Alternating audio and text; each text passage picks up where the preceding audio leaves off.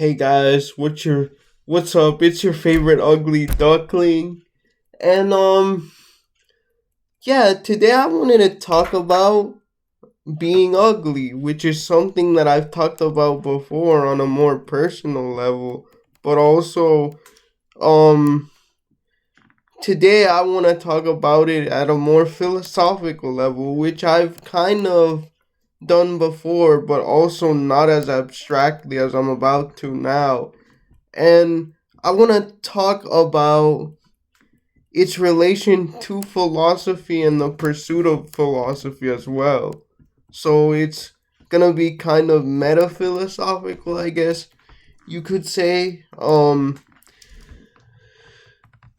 yeah, bottom line is, guys, I think that being ugly is a prerequisite to doing any good philosophy anyway. And let me explain, please. Don't click away yet. I think that being ugly is a prerequisite to philosophy because I think that if you're ugly, and the way I see ugliness is um one, physical ugliness. Either you have something about you that's different or not visually appealing that people don't like, and so you'll face more rejection. Um or I think that there's inner ugliness, like you're just a bad person. Um or you have corrupted morals or something like that, because I do think, I don't think those people exist outside of society or culture. Of course, I think that their actions are oftentimes very informed by society, culture, and their own personal experiences, but some people are just, you know not good people, regardless, no matter how many chances they're given, no matter how much they learn. It's just not in them uh to be good, unfortunately. um Although I think most people can learn. I'm for rehabilitation, which will be another video uh all together. But yeah, and if you're ugly on the inside and stuff like that, and you face enough negative consequences, or you just get tired of feeling that way, even, chances are you'll be drawn to philosophy. And oftentimes, I'm gonna be real with you, just like I said in my Frankenstein video, those two things, the physical and inner ugliness and their accompanying experiences, are not unrelated. They're usually connected. Um Now, before people jump on me and say something, I'm not saying that all good-looking people are devoid of philosophical, intent. I think that if you don't have an intellectual disability or something like that, or a severe one, I should say, anyone is capable of it. But will you be less likely if you're not ugly, if you're good looking? Yes, because it's the halo effect is a well-known thing, guys. Like, chances are you won't have to work as hard for things others have to really think about, and you won't have as many adverse experiences. I know that for me, and I know I said I wasn't going to get personal, but I'll try to keep it short. Um, my turn towards philosophy really came from my outer ugliness in the eyes of people. I'll get to that later. Turning me bitter inside. And philosophy was an antidote to that. And, you know, let's not forget, I know that there are some accounts that say Socrates was actually pretty average looking or even above average looking, but let's not forget that Socrates was ugly, bro. He was sub 5. He got mocked by most Athenians. uh, but no, bro was swordfish maxing. uh, but yeah, I don't think that. I just think it's less likely, right? And um, because if you have no one else to turn to, no validation, no nothing, you're gonna turn to yourself, right? And then again, depending on what your character is like, that's gonna hopefully cause self-reflection. I know it doesn't in many cases. It's just pure anger, but eventually, I mean, usually as people mature, they say, "Hold on, something isn't right here. Let me think about this." And um you start looking for something deeper, right? And you can call philosophy a cope. And honestly, I wouldn't even disagree with you.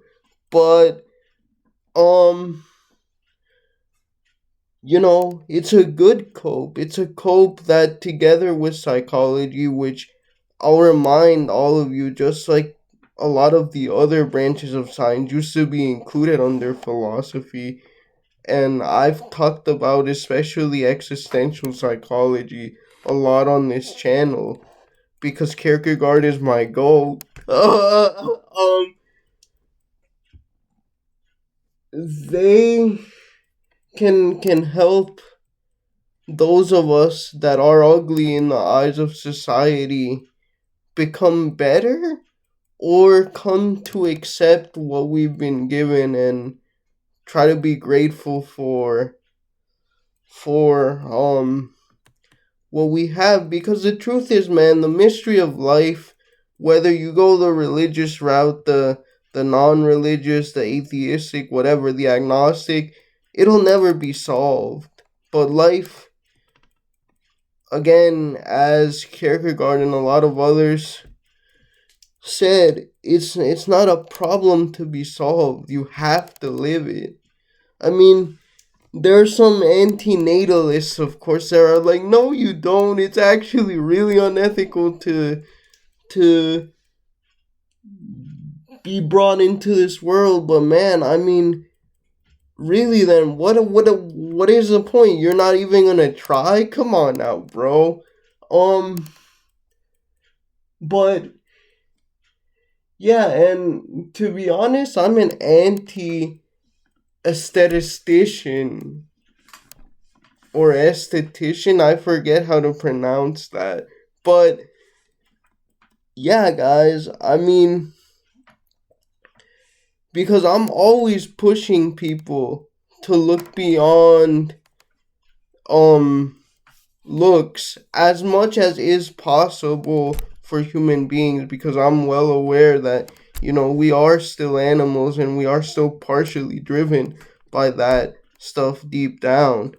Um and you know um guys, let's be honest. Again, I'm gonna get personal again here. I'm mid. I'm mid at best. My wheelchair, to be honest, as much as I dislike these ratings, the decile stuff, I'm like a 4 or 5 out of 10 realistically. And most of that is carried by my personality and intelligence. Um, but that's again on the like quote unquote normal scale for able bodied people. As a disabled guy, I'm gonna be real with you.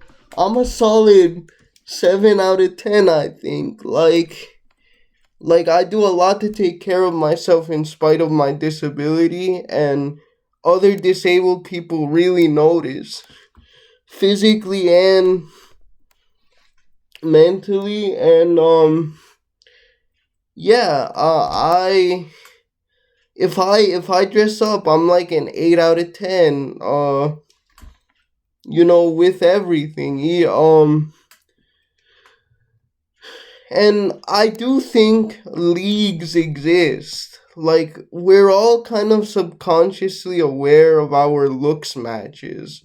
Those people which, you know, are sort of in our same level of attractiveness.